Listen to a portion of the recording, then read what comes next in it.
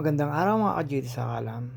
Marami na pong pinagbago dito sa Bigan. Malayo na po yung paparkingan nyo. Hindi ko kayo makakaparking sa may loob kasi may nanguhuli na. At ayan, syempre nilakad po namin.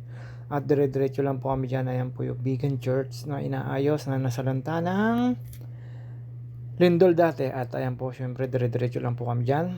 At ayaw namin magpaawat maglakad kahit anong init. At ayan po, may nakasalubong po kami dyan. Tabi lang po ako dyan. May kusmekos na yan, JT. At napakainit po niyan. Ayan, pinakita ko ulit po yung simbahan ng Bigan. At syempre, naglalakad po ako dyan papunta ng village. At ayan yung tagiliran ng simbahan ng Bigan. Tapos ayan, pagkarating ho namin dyan sa may entry ng Bigan village. At dire-diretso lang po ako dyan sa may papuntang mga bilihan ng souvenir. At syempre po, dahan-dahan lang po tayo dyan maglalakad kasi init po at naghahanap po tayo dyan ng lilong. Mga ka-JT, ayan po yung malaking pinagbago niya. Wala ho tayo makikitang mga ilaw kasi araw. Ayan lang ang makikita nyo, yung pinaka sinaunang mga struktura na merong mga nabibiling ano bang tawag dito, mga souvenir. Siyempre, hindi naman tayo papayag na hindi bibili souvenir kahit ang dami nang nagsasabi na ay sorry na lang sa iba. At meron pa mga kalesa dyan na nasasakyan po na iikot kayo.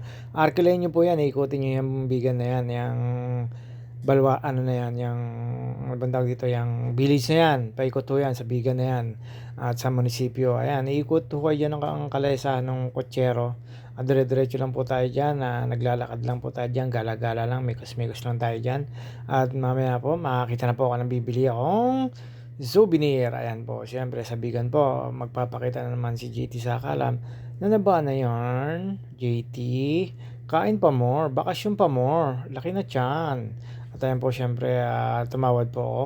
Hindi na po pala ako tumawad. Nagpabilang na lang po ako kung ilan yon para pambigay sa gustong manghingi. At ayan, halukay, mekos-mekos na lang yan.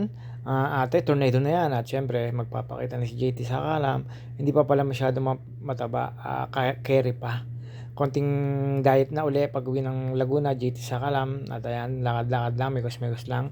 Kaya ako nandyan sa tagiliran kasi napakainit. At syempre po, diyan na po magtatapos. Pabalik na po kami mga ka-JT sa kalam.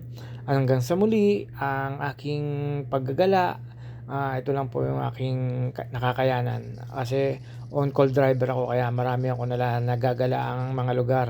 At syempre, di ko naman maaaring hindi kukunan ng video aking paggagala. Ayun, pwede po kayo markila doon sa mga kabayo yun na yun na may kalesa.